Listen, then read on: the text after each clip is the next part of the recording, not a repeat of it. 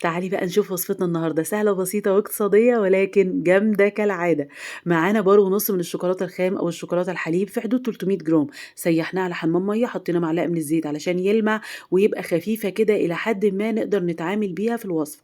كيسين من البسكوت السادة، أي نوع بسكوت حتى لو متكسر مفيش أي مشكلة لأنه مش هيبان جوه الحشوة.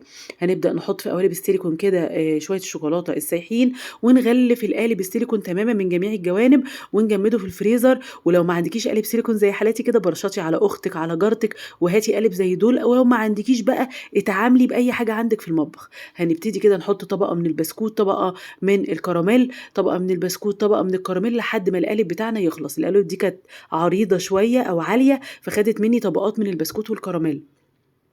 لو ما عندكيش كراميل، أنا استخدمت الكراميل لأنها من أسهل الحشوات، عبارة عن سكر وشوية لبن. تقدري تخشي عندي الصفحة، طريقة الكراميل سهلة جدًا ومضمونة 100%. عندِك شوية كاسترد، عندِك شوية كريم شانتيه، عندِك شوية آيس كريم، عندِك شوية شوكولاتة نوتيلا، أبدعي في الحشوة بس استخدمي اللي عندِك علشان ما تكلفكيش. الوصفة دي ما كلفتنيش، ما عدتش ال50 جنيه، يعني في حدود 40 جنيه وكنت عاملة أحلى وصفة وبأسرع وقت. وصفة تحفة جدًا، جربيها بالحشوة اللي أنتِ عايزاها، ولا حوجة بقى للبيستاشيو وشوكولاتة دبي، اللي طبعًا البيستاشيو اللي إحنا هنجيبه منين عشان نجيب فستق بقد كده.